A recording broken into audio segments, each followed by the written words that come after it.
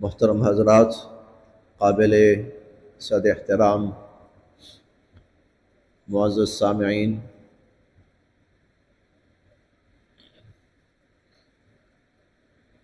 ہمارے ہاں معاشرے میں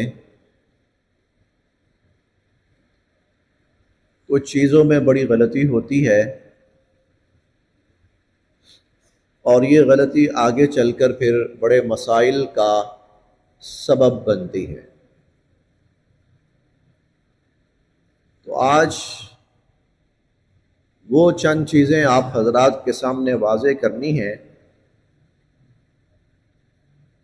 کہ جن میں ہم نادانی کی بنا پر یا غفلت کی بنا پر مبتلا ہیں، اور وہ گناہ ہیں یا ہمارے لیے بعد میں چل کر کسی بڑے نقصان کا اور حادثے کا سبب بنتی ہیں۔ پہلی چیز،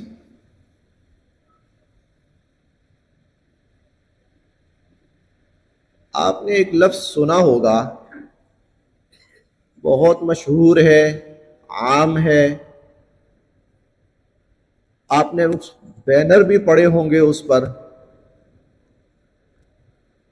اور موبائل پر بھی آپ کے پاس ایسے میسیجز آتے ہوں گے، گروی پر اشیاء کا لینا اور دینا۔ اور یہ چیز اب بہت پھیلتی جا رہی ہے اور عام ہوتی جا رہی ہے۔ سب سے پہلے میں گروی کا اصل جو اسلامی تصور ہے وہ واضح کرتا ہوں کہ اسلام کے اندر گروی کیا چیز ہے۔ اسلام نے گروی کی اگر اجازت دی ہے تو وہ کیا ہے؟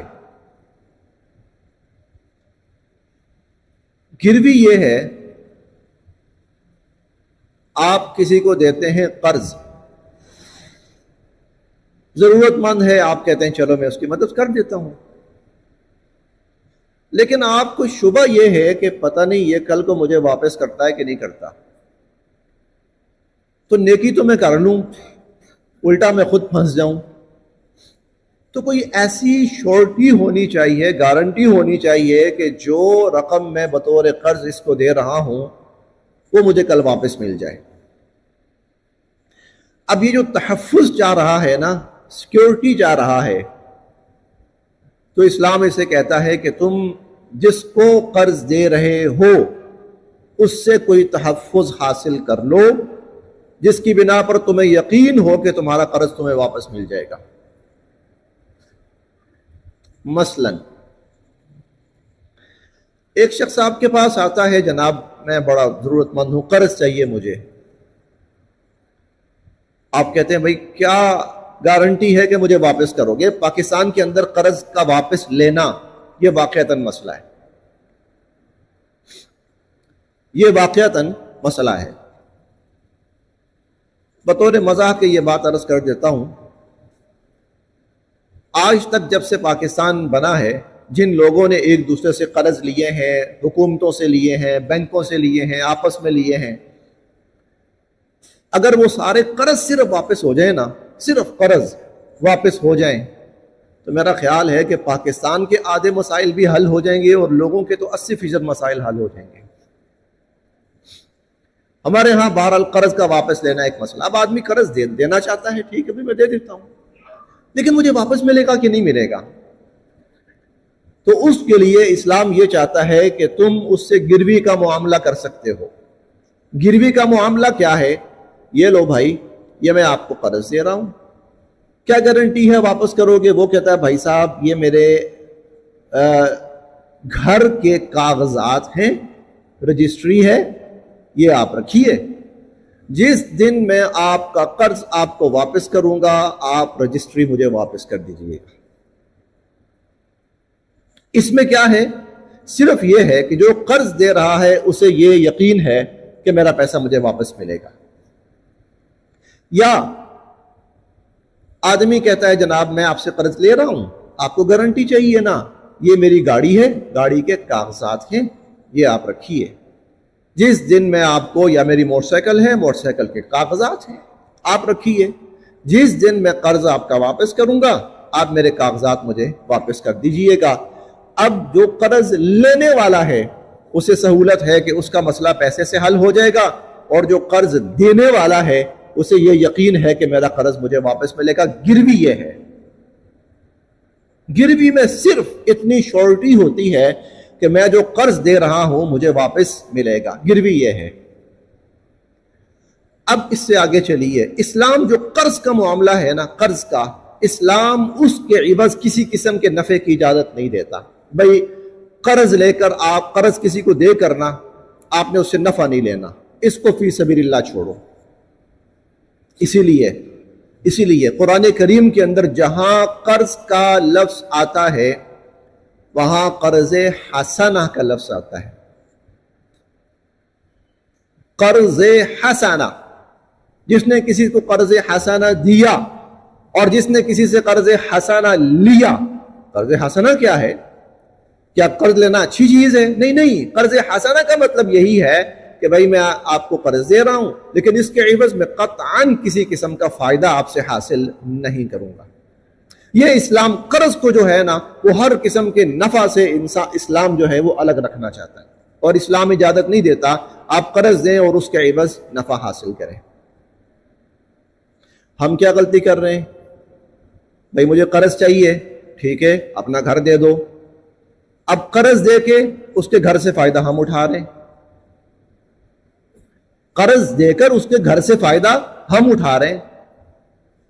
مجھے قرض چاہیے، گاڑی دے دو، اب قرض دے کر اس کی گاڑی سے فائدہ ہم اٹھا رہے ہیں۔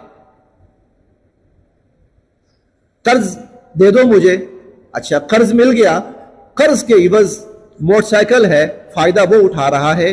قرض کے عوض منافع حاصل کرنا کسی بھی شکل کے اندر اسلام اس کو حرام قرار دیتا ہے،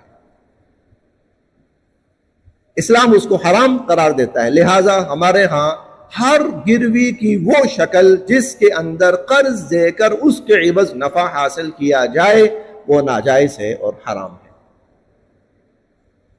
وہ ناجائز اور حرام۔ اسی لیے جب بھی کوئی شخص گروی کا معاملہ کرے وہ کسی صاحب علم سے، بلکہ دارالافتاء سے، مفتی صاحب سے جا کے فتویٰ لے کہ اس شکل میں یہ گروی کا معاملہ کرنے لگا ہوں، آیا یہ جائز ہے یا ناجائز ہے۔ آپ جانتے ہیں اگر کوئی شخص کسی کو صدقہ دیتا ہے تو اسے 10 گنا ثواب ملتا ہے، اگر کوئی شخص کسی کو قرض دیتا ہے اسے 18 گنا ثواب ملتا ہے۔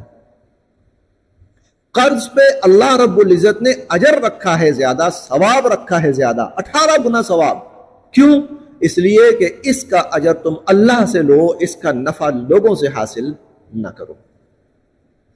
قرض پر، جی ہاں، صدقے پر 10 گنا ثواب اور قرض کے اوپر 18 گنا ثواب ہے۔ وہ اضافی ثواب اسی لیے ہے کہ اس سے نفع نہ لو، فائدہ جو بھی لینا ہے نفع لینا ہے اللہ سے۔ لہٰذا ایک بات ہمارے معاشرے کے اندر، اگر کوئی غلط کر رہا ہے تو حرام کا مرتکب ہو رہا ہے، حرام کا مرتکب ہو رہا ہے تو بھائی وہ گناہ کبیرہ ہے، پہلی فرصت میں ختم کرے اور پھر اس کے ساتھ اللہ سے توبہ کرے اور معافی مانگے۔ اگر کسی نے ایسا کیا ہے تو جتنا پیسہ حاصل کیا ہے اس کے عوض، جتنا فائدہ حاصل کیا ہے اس کے عوض، وہ اب اس کا ایک حل یہ ہے کہ وہ صدقہ کرتا رہے۔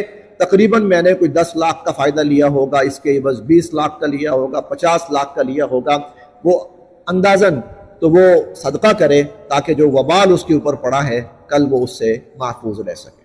ایک معاملہ یہ ہمارے معاشرے میں چلتا ہے، اس کی تھوڑی سی تفصیل عرض کر دی۔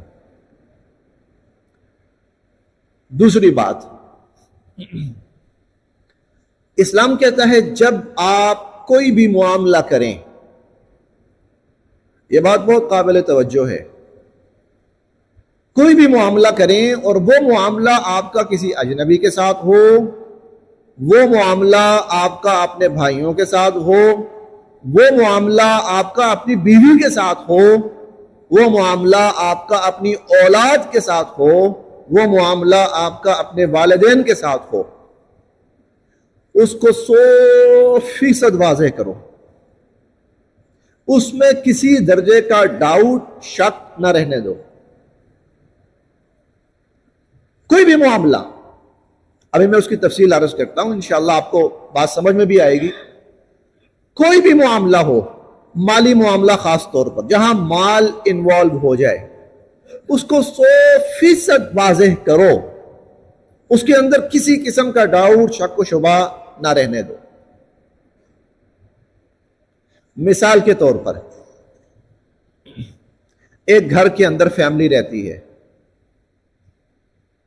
اب گھر تھوڑا سا تنگ پڑ رہا ہے، چلے بھائی ایسا کرتے ہیں کہ اوپر والا پورشن ہے نا، اوپر والا حصہ ہے، وہاں ایک کمرہ یا ایک پورشن بنا لیتے ہیں.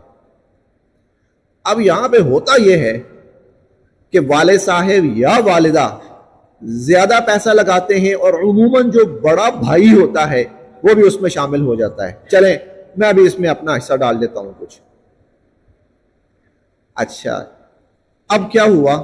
ٹھیک ہے جی، گھر کی بات ہے، گھر کے لوگوں نے رہنا ہے. کچھ عرصے کے بعد، خصوصاً جب والد یا والدہ دنیا سے چلے جاتے ہیں اور اس جائیداد کی یا اس مکان کے بکنے کی باری آتی ہے، تو اب بھائی کہتا ہے یہ تو میرا ہے، یہ تو میں نے پیسہ انوالو کیا تھا، میرا پیسہ انویسٹ ہوا یہاں پر، تو میں نے بنایا اپنا، یہ تو میں نے اپنے لیے بنایا تھا، اس میں تم لوگوں کا حصہ ہے ہی نہیں. باقی بھائی کہتے ہیں بھائی اللہ کا نام لو، یہ تو ہمارے باپ کی وراثت ہے. کہتا ہے وراثت نیچے والا حصہ، اوپر نہیں، میرا ہے وہ. تو بسا اوقات بھائی اور والد مل کر، والد اور اولاد مل کر کام کر رہے ہیں، دکان ہے، دکان چل پڑی ہے، آمدنی آ رہی ہے، گھر کا سسٹم چل رہا ہے، بھائی ٹھیک ہے چل رہا ہے. ایک بڑا جب دنیا سے چلا جاتا ہے نا، ایک کہتا ہے کہ بھائی ہم سب وارث ہیں، دوسرا کہتا کہاں کے وارث؟ ارے یہ تو میں چلا رہا تھا، والد صاحب تو میرے ساتھ احتراماً بیٹھتے تھے، والد صاحب احتراماً میرے ساتھ بیٹھتے تھے. اسی طرح بیٹیوں کی شادیاں ہوتی ہیں نا، تو شادی کے موقع پر بیٹیوں یا بہنوں کی شادیاں ہوتی ہیں، اس موقع پر والد یا بھائی وہ انتظام کرتے ہیں، ان کے لیے سامان بھی بناتے ہیں، سب کچھ کرتے ہیں. بعد میں 2 سال 4 سال 10 سال 20 سال کے بعد جب والدین فوت ہوتے ہیں، وراثت کا معاملہ آتا ہے، تو بھائی کہتے ہیں بھائی وہ شادیوں کے موقع پہ کر دیا تھا آپ کا تو کوئی حصہ نہیں اب اس میں، آپ کا کوئی حصہ نہیں. اسی لیے اللہ تعالیٰ نے قرآن کریم میں فرمایا یہ چیزیں ہمارے اس قرب و جوار میں 8-10 کیس تو وہ ہیں اس قرب و جوار میں جو میرے علم میں آئے. 8-10 کیس وہ ہیں. ابھی جب میں بات کر رہا ہوں تو آپ کے ذہنوں میں 2-2 4-4 6-6 کیس ایسے آ گئے ہوں گے کہ فلاں جگہ ایسا ہوا تھا، فلاں جگہ ایسا ہوا تھا، فلاں جگہ ایسا ہوا تھا.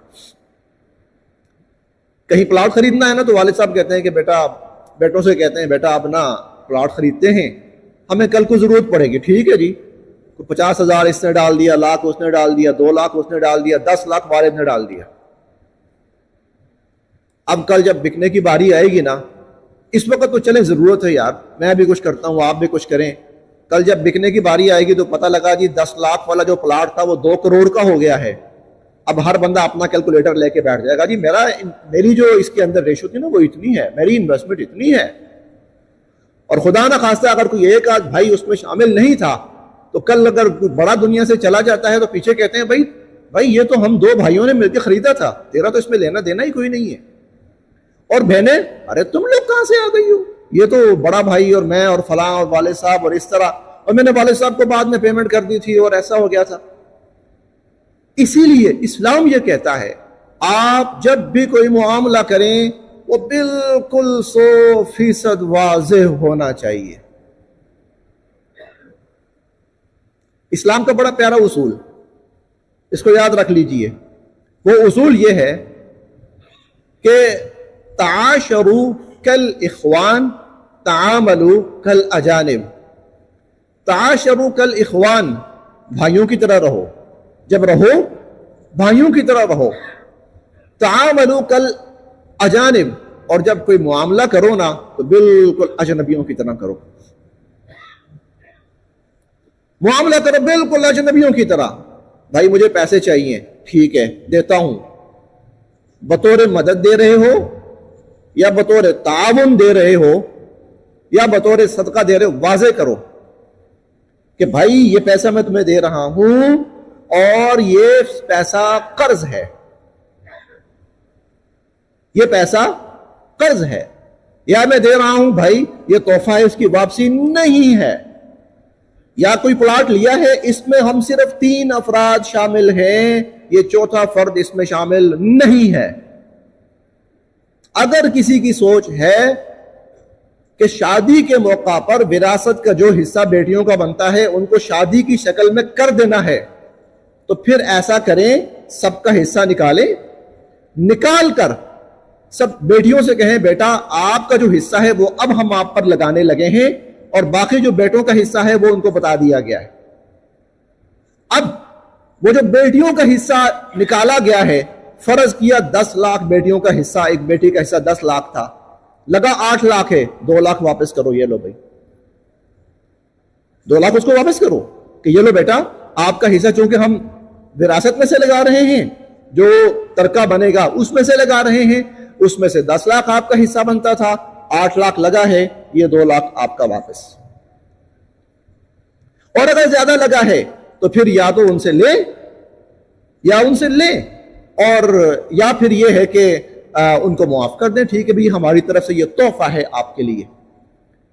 جی تو اسلام یہ کہتا ہے، کئی دفعہ ایسا ہوتا ہے شادیاں ہوتی ہیں اور گھر والے کر دیتے ہیں مل جل کر، اور بعد میں جب وراثت کی باری آتی تو آپ کا تو کر دیا تو شادی کے موقع پر، آپ کا تو وراثت میں حصہ ہی کوئی نہیں، آپ نے کب یہ بات کہی تھی کہ جی آپ کا حصہ وراثت شادی کے موقع پر کر دیا گیا ہے؟ کوئی ایسی بات، اس لیے اسلام کسی کو اولے میں نہیں رکھنا چاہتا۔ حضور علیہ الصلوۃ والسلام تو یہاں تک فرماتے ہیں کل امر مفض الی النزاع فہو باطل، 2 افراد کے درمیان کوئی بھی ایسا معاملہ جس میں ایسا ڈاؤٹ ہو، ایسا شک ہو جو کل کو لڑائی کا باعث بنے گا، جھگڑے کا باعث بنے گا، وہ معاملہ ہی ناجائز ہے، وہ معاملہ ہی حرام ہے، وہ معاملہ ہی باطل ہے۔ یہ دوسری چیز ہے انتہائی قابل توجہ کہ جب آپس میں ہو بھائی، جہاں پر بھی انویسٹمنٹ ہو پیسہ لگایا جائے، جہاں پر بھی کلیئر کیا جائے یہ تعاون ہے یا یہ تحفہ ہے یا یہ قرض ہے یا یہ ہدیہ ہے، واضح کیا جائے تاکہ لینے والے کو بھی پتا ہو، دینے والے کو بھی پتا ہو۔ ہاں ایک معاملہ ہے، اور وہ یہ کوئی آدمی کسی کو زکوٰۃ دینا چاہتا ہے، اب یہ سوچ کر کہ اگر میں اسے کہوں یہ زکوٰۃ ہے تو کہیں وہ مائنڈ نہ کرے، اس کی سیلف ریسپیکٹ وہ مجروح نہ ہو، تو وہ اس کو زکوٰۃ کا نام نہیں دیتا، بلکہ یہ کہتا بھائی یہ میری طرف سے آپ بچوں کی عیدی ہے، یا آپ کے لیے میں آ رہا تھا، سوچا آپ کو یہ کیا لے کے جاؤں، چلیں آپ اپنی مرضی سے جو چاہیے گا خود ہی لے لیجئے گا۔ لیکن اس میں بھی آپ نے واضح کر دیا کہ یہ پیسے آپ کے ہیں، میں نے واپس نہیں لینے، یہ میں نے واپس نہیں لینے، لیکن آپ کی نیت یہی ہو کہ میں نے دے دینا، میں نے واپس نہیں لینا۔ تو یہ اہم معاملہ معاشرتی جو اب بڑے جھگڑوں کا سبب بن رہا ہے، ہو سکتا ہے وہ ساتھی یہاں موجود ہوں، چند بھائیوں کے درمیان ایسا ہی معاملہ ہوا ہے اور اب وہ بھائی ایک دوسرے سے ملنا گوارا نہیں کرتے، رشتہ تعلق ختم ہو چکا ہے، اور اس کا نتیجہ کیا ہے؟ نتیجہ یہ ہے کہ حضور علیہ الصلوۃ والسلام فرماتے ہیں کہ قاطع الرحم، جو رشتے توڑنے والا ہے، قطع تعلقی کرنے والا ہے، وہ جنت میں داخل نہیں ہوگا۔ گویا دنیا کے 4 پیسے کی وجہ سے یا ایک معاملے کو واضح نہ کرنے کی وجہ سے، معاملے کو واضح نہ کرنے کی وجہ سے، پوری طرح واضح نہ ہونے کی وجہ سے اس نے اپنے لیے جہنم کا دروازہ کھول لیا، جہنم کا سودا کر لیا۔ تعاشروا کالاخوان، رہو بھائیوں کی طرح، بھائیوں کی طرح رہو۔ کوئی بھائی کسی بھائی کے گھر جاؤ، تحفہ تحائف، ملنا جلنا بڑے اچھے طرح، لیکن جب تعاملوا، جب معاملہ کرنے کی باری آئے، کل اجانب، اجنبی بن جاؤ بالکل۔ آپ دیکھیں قرآن کریم کی سب سے بڑی آیت حجم کے اعتبار سے، سائز کے اعتبار سے، الفاظ کے اعتبار سے، قرآن کی سب سے بڑی آیت کیا ہے؟ آیت یہ ہے اگر آپ نے قرضہ لینا ہے تو کیسے لینا ہے، اور آپ نے قرضہ دینا ہے تو کیسے دینا ہے۔ اللہ تعالیٰ فرماتے ہیں، اور یہ نہیں کہا کہ یہ معاملہ جب باہر والوں کے ساتھ ہو تو ایسے، نہیں نہیں نہیں، بھائی سے قرضہ لینا ہے، باپ سے قرضہ لینا ہے، بہن سے قرضہ لینا ہے، خالہ سے لینا ہے، اللہ تعالیٰ فرماتے ہیں جب قرض کا لین دین ہونے لگے تو اس صورت میں کیا کرو، کم از کم 2 گواہ موجود ہوں، اور 2 گواہوں کی موجودگی کے اندر وہ جو قرض کا معاملہ ہے وہ ریٹن ہونا چاہیے تحریراً۔ قرآن یہ نہیں کہتا، قطعاً یہ نہیں کہتا کہ جب بھائی آپس میں قرض کا معاملہ کر رہے ہوں تو وہ نہ لکھیں، نہیں، قرآن کہتا بھائی ہیں تب بھی لکھیں، تب بھی لکھیں۔ اور یہاں تک اللہ تعالیٰ فرماتے ہیں کہ وَلَا تَسْأَمُوا أَن تَكْتُبُوهُ صَغِيرًا أَوْ كَبِيرًا إِلَىٰ أَجَلِهِ، تھوڑا قرض لینا ہے، بڑا قرض لینا ہے، معاملہ چھوٹا ہے، معاملہ بڑا ہے، خبردار لکھنے میں سستی نہ کرنا۔ او کیا لکھنا، کیا لکھت پڑت جناب، وہ ہمارے ایک لفظ ہوتا ہے زبانی قرآنی، ایمانی قرآنی، کوئی ایمانی قرآنی نہیں ہے، یہ پتہ نہیں ہم نے کہاں سے الفاظ نکال لیے ہیں، یہ الفاظ واللہ عالم ہم نے کہاں سے نکالے ہیں مجھے نہیں معلوم، ایمانی قرآنی اس قسم کے الفاظ۔ سیدھی سادی بات ہے، جو معاملہ آپ کرنے لگے ہیں لاؤ بھائی لکھو اس کو۔ حالانکہ آپ حیران ہوں گے کہ نکاح کا جو معاملہ ہے نا، اس میں اسلام نے کہیں یہ نہیں کہا کہ نکاح کا معاملہ لکھو، لڑکا لڑکی کا نام لکھو، گواہان کے نام لکھو، نکاح کے معاملے میں نہیں کہا، لیکن مالی معاملے میں اسلام نے کہا، قرض کے معاملے میں اسلام نے کہا لکھو بیٹھ کر بھائی۔ اس لیے لین دین جہاں پر بھی ہو وہ 100% کلیئر ہونا چاہیے، واضح ہونا چاہیے اور تحریراً ہونا چاہیے، تاکہ کسی کے ذہن میں کسی قسم کا شک و شبہ نہ رہے۔ یہ 2 معاملات ہو گئے، پہلا گروی کا ہو گیا اور دوسرا باہمی معاملات کا ہو گیا۔ تیسرا معاملہ جس میں ہم لوگ بڑے اب انوالو ہوتے جا رہے ہیں، زیادہ ہوتے جا رہے ہیں، وہ یہ اللہ تعالیٰ ہمیں کہتے ہیں کہ جب تمہارے پاس کسی کے بارے میں کوئی اطلاع پہنچے، کوئی خبر پہنچے، اور وہ اطلاع اور خبر اس نوعیت کی ہو کہ جس سے آپ کوئی قدم اٹھا سکتے ہیں یا آپ اس پر کوئی رد عمل دے سکتے ہیں، تو پہلے کنفرم کرو کہ واقعہ ٹھیک ہے جیسے مجھے پہنچا ہے، جیسے مجھے پتا چلا ہے واقعہ ایسے ہی ہے۔ یا ایھا الذین آمنوا، اے ایمان والو، ان جاءکم فاسق، اگر تمہارے پاس کوئی ایسا شخص جس پر تمہیں پورا اعتماد نہیں ہے وہ کوئی خبر لے کے آ جاتا ہے، فتبینوا، تو پہلے کیا کرو، اس خبر کی ویریفیکیشن کرو، اس کی تحقیق کرو، اس کی تفتیش کرو، ان تصیبوا قوما بجہالہ، ایسا نہ ہو کہ لا علمی میں تم اس پر کوئی ری ایکشن دے بیٹھو، کسی رد عمل کا اظہار کر دو، فتصبحوا علی ما فعلتم نادمین، اور پھر تم اپنے کیے پہ شرمندہ ہو جاؤ۔ اب جب کہ سوشل میڈیا کا دور ہے اور جدید ذرائع ابلاغ آئے ہیں، تو وہ جو بے اعتباری اور نا اعتباری ہے وہ بہت بڑھ گئی۔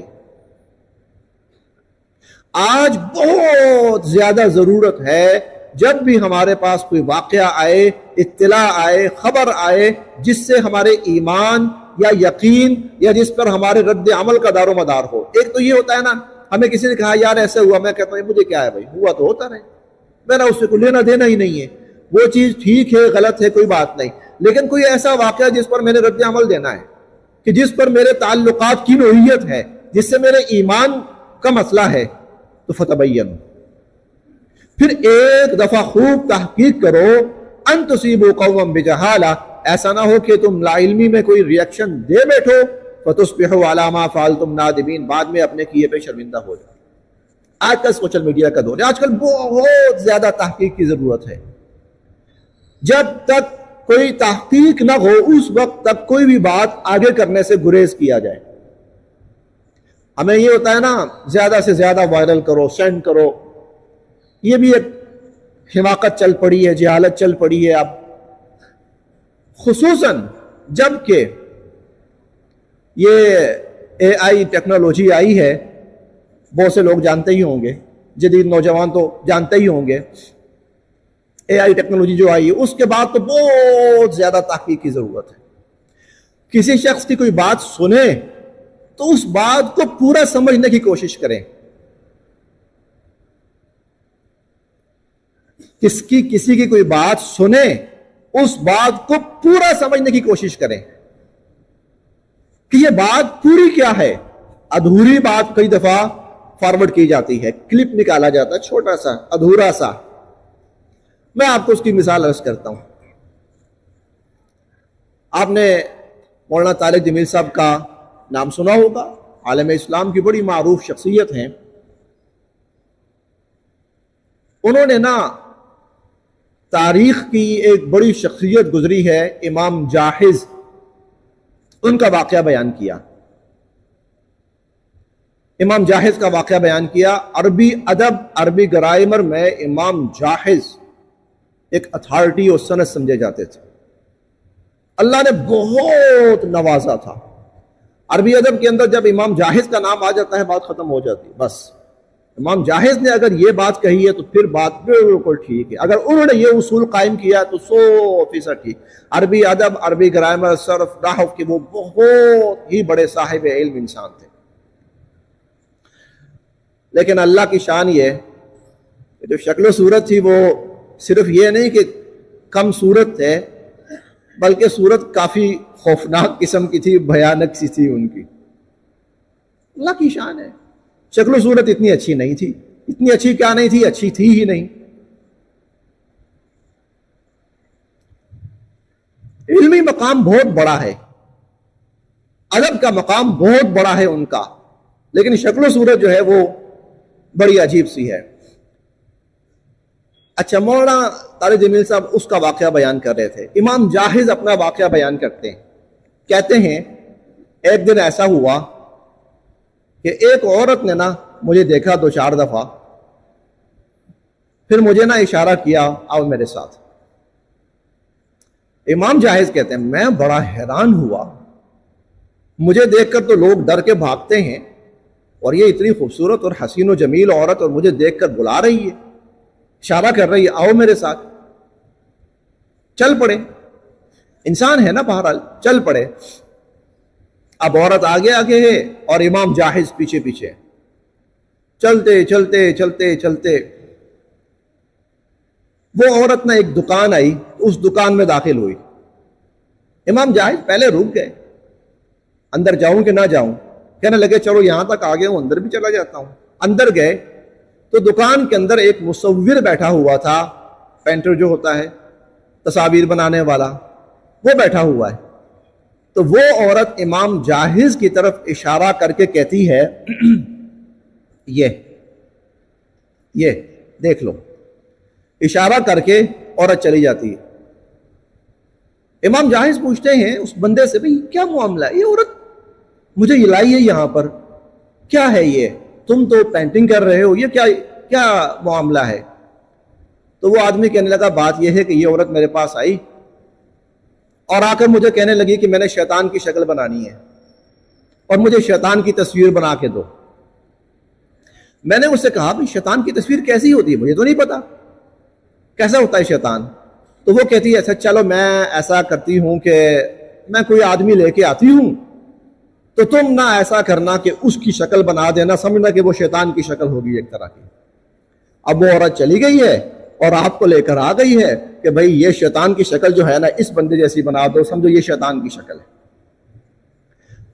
اب جو بات میں نے آپ کو سمجھانی ہے وہ کیا ہے، مولانا طارق جمیل صاحب نے یہ واقعہ بیان کیا کہ امام جاحظ کہتے ہیں میں نے ایسا کیا، میرے ساتھ ایسا ہوا، میں اس عورت کے پیچھے گیا، میں مکان میں داخل ہوا، جس نے واقعہ کٹ کیا اور کلپ نکالا اس نے امام جاحظ کا نام شروع سے ہٹا دیا اور واقعہ یوں شروع ہو رہا ہے. آپ جب اس کلپ کو اوپن کرتے ہیں نا تو واقعہ یوں شروع ہوتا ہے کہ مولانا طارق جمیل صاحب کہہ رہے ہیں میں نے دیکھا ایک عورت مجھے اشارہ کر رہی ہے تو میں اس عورت کے پیچھے پیچھے چل پڑا. بات سمجھ آئے گی آپ؟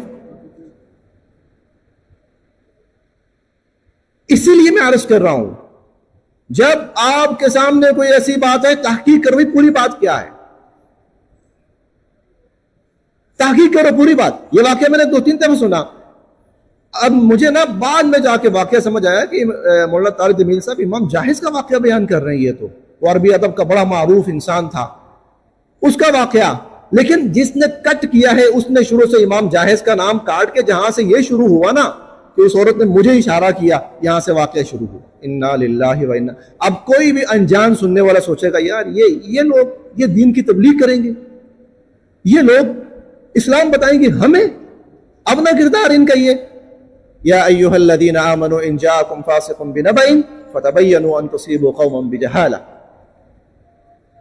اسی لیے آج کل آپ تک کوئی بھی ایسی خبر پہنچے جس پر آپ کا کوئی رد عمل ہونا ہے، جس پر آپ کا کوئی رد عمل ہونا ہے، جس کی بنا پر آپ کے دل میں کسی کے بارے میں احترام آنا ہے یا بدگمانی آنی ہے، یا جس کی بنا پر آپ کا ایمان خطرے میں ہے، کوئی بھی ایسی، اس کی تحقیق کرو کہ یہ بات جو کی جا رہی ہے ٹھیک ہے یا غلط ہے. آپ جانتے ہی ہوں گے حالیہ پچھلے کچھ ایام کے اندر کچھ لوگوں کو قتل کیا گیا، اور ان کے اوپر الزام یہ تھا کہ انہوں نے رسول اللہ صلی اللہ علیہ وسلم کی شان اقدس میں گستاخی کی ہے. بھائی اگر گستاخی کی ہے تو وہ تو واجب القتل ہے، لیکن گستاخی کی ہے اس کا نہیں پتا. سنا ہے جی کی ہے، سنا ہے جی ایسا ہوا ہے. بھائی آج کل یہ جو اکاؤنٹ ہے اس کا ہیک ہو جانا، غلط استعمال ہو جانا، کسی اور کی طرف سے استعمال ہو جانا، یہ تو کوئی بات ہی نہیں ہے، یہ تو بڑی چھوٹی سی بات ہے. یہ ہے ایک اہم ترین معاملہ کہ جس کے اندر کئی دفعہ ہم لوگ، میں اپنی بات عرض کرنے لگا ہوں، تھوڑی سی بات مایوب شاید لگے اس جگہ کے حوالے سے، لیکن میں آپ کو بتانے لگا ہوں کہ ان چیزوں کا انسانی ذہن کے اوپر کتنا اثر پڑتا ہے. مولانا طارق جمیل صاحب ہی کا واقعہ ہے، بہت شروع کی بات ہے، جب ابھی یہ موبائل نہیں تھے. ایک تو اینڈرائڈ موبائل آئے ہیں نا، ٹچ موبائل، یہ نہیں، ابھی وہ سمپل موبائل وہ بھی نہیں تھے. تو بالکل شروع میں نا میں نے کمپیوٹر تھوڑا سا استعمال کرنا شروع کیا. میرے سامنے ایک تصویر آئی، اور وہ تصویر تھی مولانا طارق جمیل صاحب کی. اس وقت تک مجھے یہ جو ہوتے ہیں نا غلط حرکات، اس کا مجھے اتنا نہیں پتا تھا. یکدم میرے سامنے تصویر آئی مولانا طارق جمیل صاحب کی، اور تصویر کیا ہے، مولانا طارق جمیل صاحب کھڑے ہوئے ہیں، ساتھ دو خواتین ہیں، اور ایک ہاتھ ایک خاتون کے کندھے پہ رکھا ہوا ہے اور ایک ہاتھ دوسرے خاتون کے کندھے پر. ابھی میری یہ کم سے کم آج سے 30 سال پہلے کی بات ہوگی. یکدم مجھے جھٹکا لگا، یہ کیا ہے؟ مولانا طارق جمیل صاحب یہ بہت بڑے عالم. تب یہ نیا نا یہاں پر لاہور کا جو اجتماع ہوا تھا وہ سبزہ کے اندر ہوا تھا، جہاں پہ تھانہ ہے نا، تھانہ سبزہ اس کے بالکل سامنے ہوا تھا. اور مولانا طارق جمیل صاحب کا بیان میں نے سامنے وہاں پنڈال کے اندر بیٹھ کر میں نے سامنے سنا تھا ان کا بیان، اور بڑی ان کی عظمت تھی اس وقت. اب بھی ہے الحمدللہ، اب بھی ہے، لیکن اس وقت تو بہت ہی زیادہ عظمت تھی ان کی، بہت ہی زیادہ احترام تھا ان کا. اب ادھر یہ ہے اور ادھر یہ تصویر، یکدم مجھے جھٹکا لگا. اب میں ششو پنج میں ابھی اتنی میجورٹی بھی نہیں تھی کہ میں تھوڑی سی ڈیپتھ میں جا کے سوچتا. ابھی عمر چھوٹی سی ہے اور نئی یہ چیزیں ہمارے سامنے آ رہی، یہ کیا ہے، یہ کیا ہے.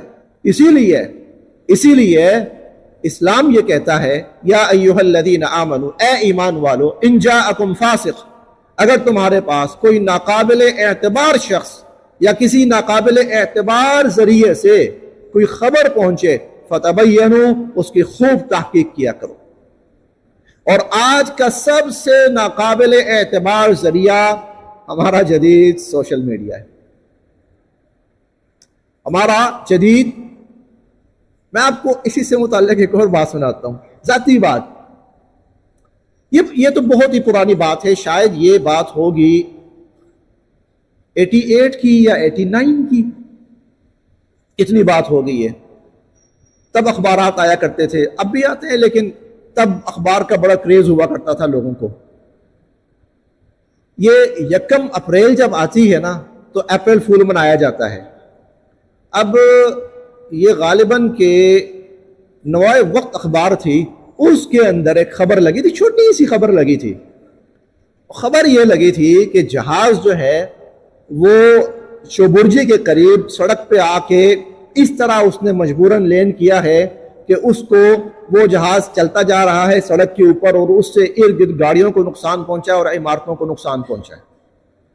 اچھا مجھ سے غلطی یہ ہوئی کہ میں نے پوری خبر نہیں پڑھی، یہ کیا ہوا؟ تو بہت لوگ فوت ہو گئے ہوں گے، مر گئے ہوں گے، یہ تو لاکھوں کا نقصان ہوا تھا، تو عمر بہت چھوٹی سی ابھی، ان چیزوں کا پتہ ہی نہیں۔ اب میں لے گیا اخبار لے گیا والد صاحب کے پاس، میں نے کہا کیونکہ والد صاحب بہت قریب ہی پڑھانے جایا کرتے تھے، سمن آباد اور یہ چبرجی۔ میں نے کہا ابو یہ کل واقعہ ہوا ہے، حادثہ ہوا ہے۔ وہ پڑھ کے کہنے لگے آخری لائن پڑھو۔ جب آخری لائن پڑھی، یہ بالکل میں ممبر پہ بیٹھا ہوں، بالکل 100% سچا واقعہ۔ میں نے جب آخری لائن پڑھی تو آخری لائن یہ تھی کہ آج 1 اپریل ہے اور یہ اپریل فول ہے۔ اب تو چلے اس نے لکھ دیا اخبار میں، لیکن سوشل میڈیا کے اوپر وائرل کرو، آگ کی طرح پھیلا دو، کوئی پیچھے نہ رہے۔